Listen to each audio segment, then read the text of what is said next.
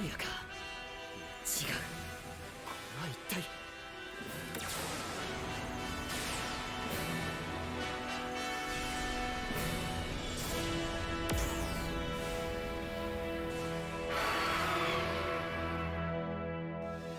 Hey everyone, it's Mark. This is my recap for Pokémon Horizons Episode 6, The Ancient Pokeball. This was the 1238th episode of the Pokémon anime, and a lot of important events went down in this episode, so let's talk about them.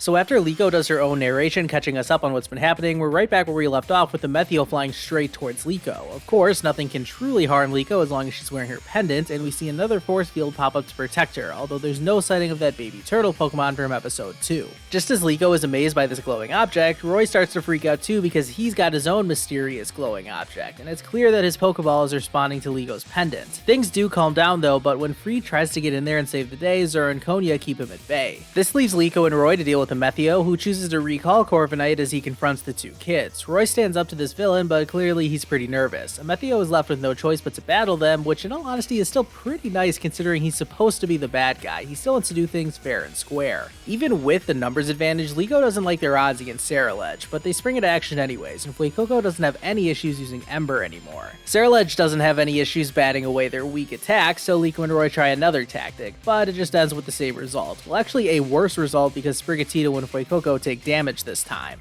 I'm not sure if this was them activating Overgrow and Blaze, but it's clear to see that Liko and Roy's Pokemon are feeling a rush of energy. Liko wants to try yet another tactic, and Methio already knows what's coming, yet their plan actually works this time. Ceruledge is left in the dark, and Fuecoco takes advantage, landing a close range attack.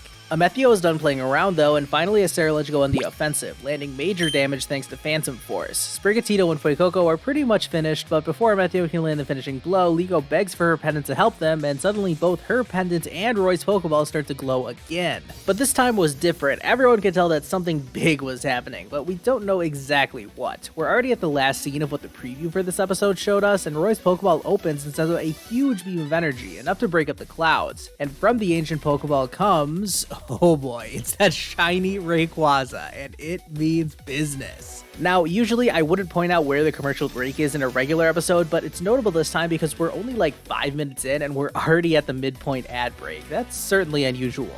Speaking of unusual, let's get back to the small matter of a shiny Rayquaza appearing, and it actually looks kind of giant if you ask me. Cue the shocked reactions from everyone, and no one knows what's going on, and even Roy's grandfather can see this behemoth from over at the village, and he's shook as well. Liko tries to look at the legendary Pokemon using her Pokedex. Yeah, may not be the best time for a lesson, this thing does not look happy. They actually use a ton of close-up shots to make this Rayquaza look super menacing, and even though Freed has finally caught up with the two kids, they're still in harm's way thanks to Rayquaza sending a Draco Meteor into the sky, nearly destroying most of the beach. Zora and Konya suggest getting out of here to save themselves, and Methio orders a retreat, even though he doesn't have the pendant yet. Roy tries to get Rayquaza back into the Pokeball, but yeah, good luck telling this thing what to do. It seems to make eye contact with Liko. It was just a small moment, but one I thought was worth mentioning. Then, and luckily for everyone involved, Rayquaza decides to fly away into the sky. Liko basically just feels relief, but Roy is actually feeling pretty excited about this. Alright, hard cut to a different scene later in the day. It looks like everything is calmed down and the Rising Voltacklers are finally ready to get the airship back into operation. Ludlow also found the tracker that the explorers were using to follow them, and the show is getting less and less subtle about this as the Nidothing music starts to play in the background with Ludlow on the screen as we transition into one of Nidothing's videos, this time describing what a legendary Pokemon is. Nothing too special this time, but it's Liko and Roy who are watching this video, as the two of them are still kind of in disbelief that they saw a Rayquaza. Ultimately, they're happy to have met a legendary Pokemon, but now here comes Roy's grandfather to talk about the Rayquaza. At first, he says that it used to belong to the ancient adventurer, but things get a little confusing when he tries to explain his story. He admits that he doesn't really have a clue what's going on with the Pokeball, much to everyone's shock and disappointment. He explains that when he found the Pokeball on the beach one day, he just gave it to Roy, not thinking that a Pokemon would have been inside. Roy suggests that the Pokeball really did belong to the ancient adventurer, but his grandfather questions whether or not it's just a fairy tale.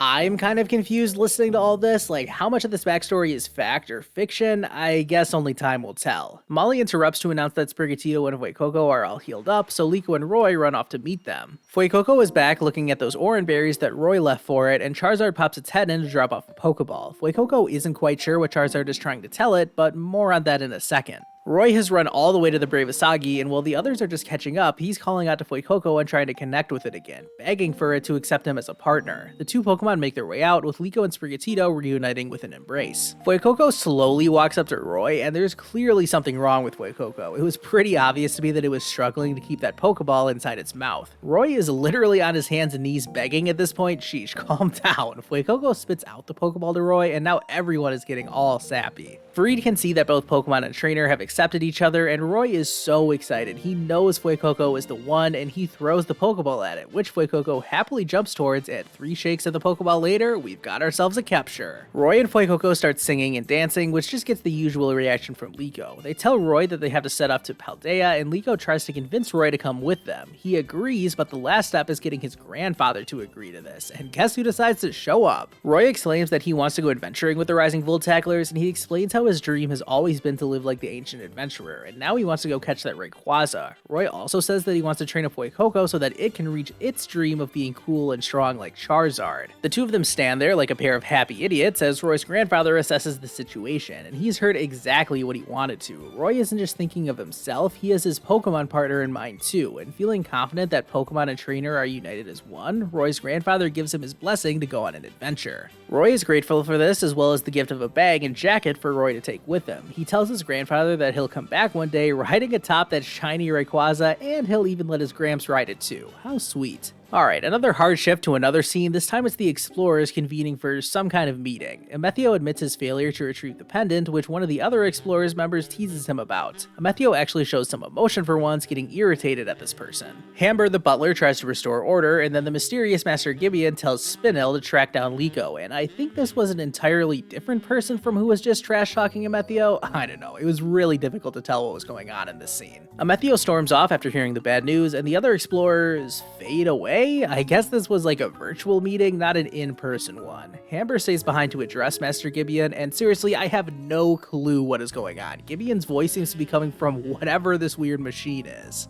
Outside of this strange room, Amethio punches the wall. Yeah, now he's angry. Zur and Konya catch up to him, clearly supportive of Amethio. He tells them he plans on pursuing that Rayquaza, and they all walk off together. We end the episode back with the Rising Voltacklers, who are welcoming Roy to their ranks. Captain Pikachu gives his approval of the new crewmate, and Orla is the next to welcome Roy. This was hilarious seeing Roy get so flustered trying to do the secret handshake. Roy finally brings out the Rising Voltackler's flag that he found the other day, and Freed is really fired up now. He tells Roy that his first job as a part of the team is to raise the flag, so he and Liko head up to the top of the airship as the rest of the crew gets the Brave Asagi up and moving. Roy's last look back at his hometown is met with all of the villagers there to say their goodbyes, including his grandfather. With that out of the way, Liko and Roy look out across the sea with new, wait for it, horizons in their future. Our two heroes are finally together as new members of the Rising Voltacklers, and their adventure is about to begin. As the episode comes to a close, the Brave Asagi sets off, heading towards Paldea.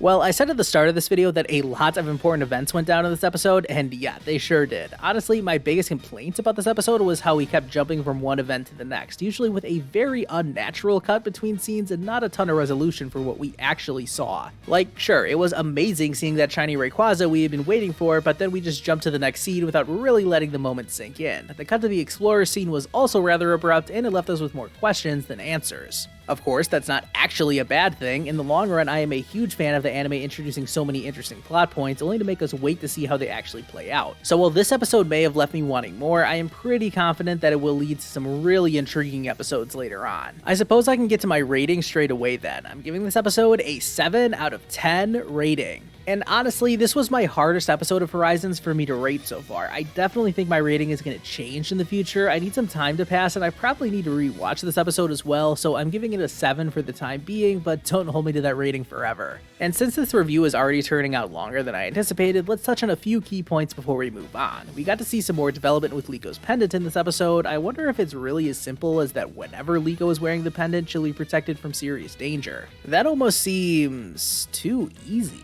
I wonder how that's going to progress. Roy's ancient Pokeball is also kind of useless now. With Rayquaza flying off on its own, the Pokeball is just an empty reminder of Rayquaza. Of course, I am sure way down the line in the series, Roy will actually get Rayquaza back into the Pokeball, but between now and then, this thing really is just an empty Pokeball. I'll be curious to hear your guys' thoughts and theories about the pendants and Pokeball down in the comments, especially if you have a different interpretation of the scene with Roy's grandfather. This was such an inconclusive backstory that I have no idea what to think about it at all. And I basically echo that same sentiment regarding what we saw with the Explorers. This was arguably the most fascinating segment of this episode to me because of the way it was presented. I think this screenshot makes it seem like there are 5 members here reporting to Master Gibeon. I'm not sure what Amethio's rank in this organization is, but it appears that there are 4 others in the same tier as him, whether that's admins or some other kind of ranking. I don't know, maybe I'm just seeing things wrong, but I'm sure it won't be too long before we see this Spinel person in a future episode. It should be pretty exciting watching how each of these Explorers mini-bosses play out. And even though Amethio is told to stop his mission of finding the pendant, these 3 are still positioned as regular cast members, so it's not like they're going away. Honestly, I feel really confident in saying that one day we are going to see Amethio turn against the Explorers in some way, but I think a lot has to happen before we actually get to that point. It was so interesting seeing Amethio get all worked up about that meeting. He's usually calm, cool, and collected, not the type of person to be punching a wall in anger. And for real, what is the deal with Master Gibeon? Is he even a real person? We at least saw the other Explorers' bodies, even if they were hidden in shadows.